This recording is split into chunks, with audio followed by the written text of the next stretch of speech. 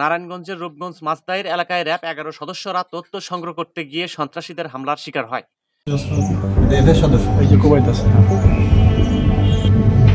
ভিতরে গেছে আবার।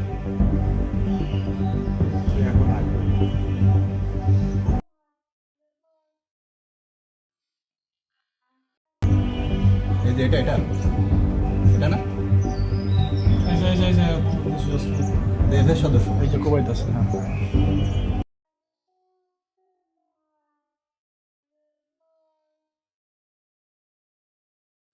এই ব্যাপারটা খুবই হাস্যকর। আমি আবারও বলছি হাস্যকর।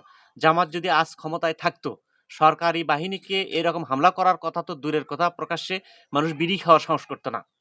র‍্যাবের ভাইয়ারা, আপনাদের জন্য আমি হাসবো না কাঁদবো? আপনারা চাইলেই তো ৭২ ঘন্টার মধ্যে সারা দেশের মাদক কারবার নির্মূল করতে পারেন। আলোর পথে চলুন, হকের সাথে থাকুন। আজ এই মাদকের জন্য আপনারা হামলার শিকার হচ্ছেন। কিন্তু আপনাদের হাত পা বাঁধা এটাও কিন্তু আমি জানি।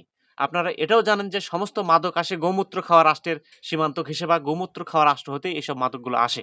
এসব বন্ধ করতে চাইলে এই গোমূত্র খাওয়া রাষ্ট্রগুলা আমাদের উপর খেপে যায়, আমাদের উপর চড়া হয়ে যায়। ওরা চায় যে আমাদের রাষ্ট্রকে তারা এই ব্যবসা বাণিজ্যের একটা অংশ হিসেবে রাখছে। ওনারা যা চাইবে তাই করবে। এখানে ওনারা বাণিজ্য করতে আসছে। সমস্ত মাদক আসে গোমূত্র খাওয়া রাষ্ট্রের সীমান্ত দিয়ে। সুতরাং এসব যদি আমাদের সরকারি বাহিনী বন্ধ করতে চায়, তাহলেই নানা রকম প্রতিবন্ধকতার সম্মুখীন হতে হয় আমাদের বাহিনীকে।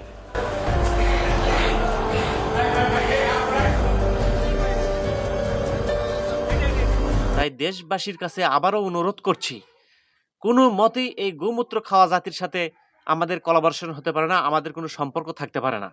যতদিন আমরা গোমূত্র খাওয়া রাষ্ট্র হতে স্বাধীন হতে পারবো না, যতদিন গোমূত্র খাওয়া রাষ্ট্রের আধিপত্য আমাদের এখান থেকে দূর হবে না, ততদিন আমরা এই ধরনের অত্যাচারিত হতেই থাকবো, এই ধরনের হেনস্থার শিকার হতেই থাকবো। ব্যাংক লুট হতে শুরু করে বাংলাদেশে যত কুকর্ম হচ্ছে, তার সাথে প্রত্যক্ষ ও পরোক্ষভাবে জড়িত গোমূত্র খাওয়া রাষ্ট্র। তাই সকল রাজনীতিবিদদের অনুরোধ, দয়া করে কোনো গোমূত্র খাওয়া রাষ্ট্রের শেল্টার নিয়ে আপনাদের ভবিষ্যৎ প্রজন্মকে অন্ধকারে ঠেলে দিবেন না। সবসময় হকের সাথেই জীবন গড়ুন। মহাবিশ্বে ভালো মন্দ যা কিছু সংঘটিত হয়, তা মহান পবিত্র আল্লাহ পাকের ইচ্ছায়, এবং এই ভালো মন্দের বিশ্লেষণ করি আমরা। তাই আলোর পথে চলুন, হকের সাথে থাকুন। হক এন্টারটেইনমেন্ট আর্ট।